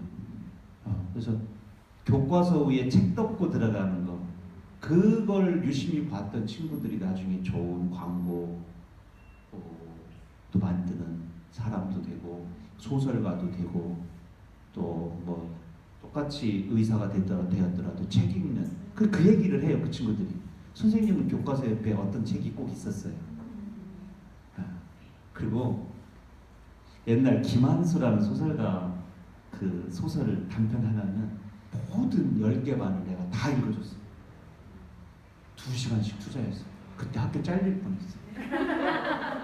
한 분 시간에 그 단편 소설 한 편을 읽는데 녹음 안 하고 1시간 내내 떠드는 거예요. 애들은 야 어디 가니 이것만 시켜놔. 내가 손들으면 너들은 야 어디 가니? 그럼 내가 그런 대사 몇 개만 아이들한테 심어놓고 그랬던 기억납니다. 김한수라는 창비에서 단편 소설이 발표된 창비에 너무너무 좋아서 그 창비 봄비 내리는 날 김한수를 하네요. 한때 열심히 쓰다가 저하고 동갑내기 정도 됐는데 한 15년 정도는 글 안 쓰다가 이번에 3년 전인가 한번 나온 걸로 알고 있습니다. 앞번 답이 안 됐습니다. 그런데 정말 선생님 말을 뽑기로 고민 도셨는데 저 나름대로 답을 얻어서 되게 열심히 했습니다.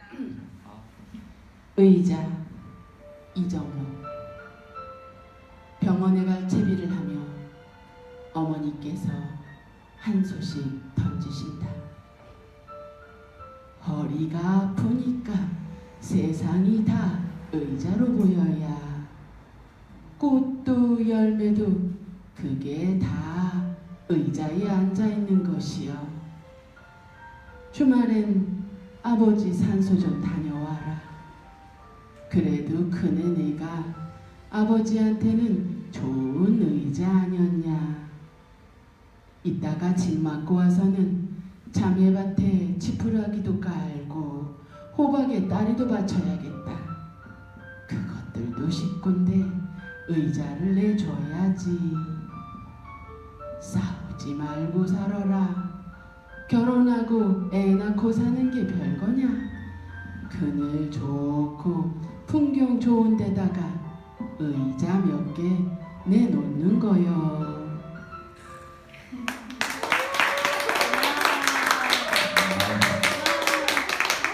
외모는 막 현대 여성 같은데 또 갑자기 또 일용이 어머니처럼 전원일기를 그냥 또 녹음을 시켰어요. 네, 아유, 참 새로운 또 무대를 연극 무대를 또 만들어 주시네요.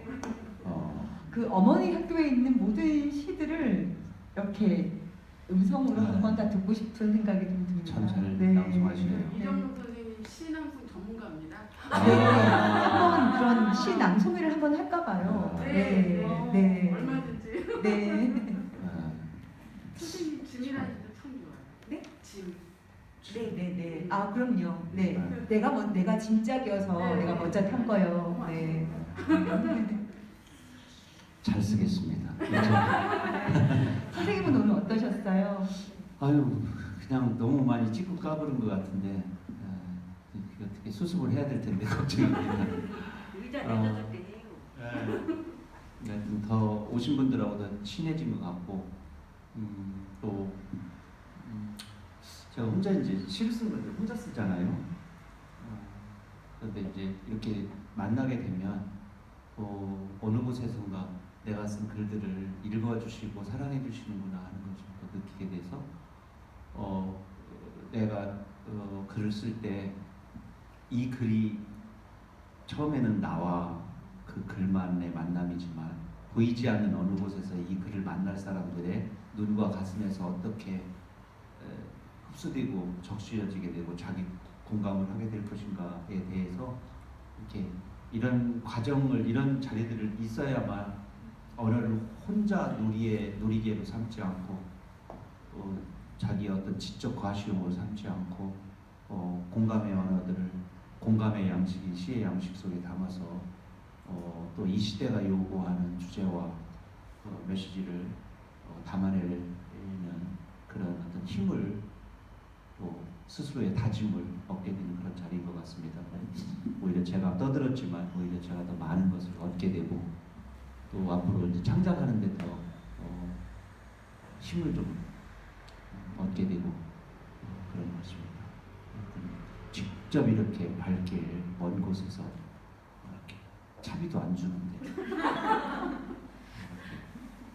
계산력 떨어져가지고 이렇게 여기까지 와주신 분들과 늦은 시간 지금 되게 바쁘실 텐데도 여러 곳에서 이렇게 함께 해주신 우리 선생님들 너무 감사합니다. 행복하시고 셋째 꼭 순산하시기 바라겠습니다. 모두 감사합니다. 네, 김수정 씨도 정말 감사드립니다.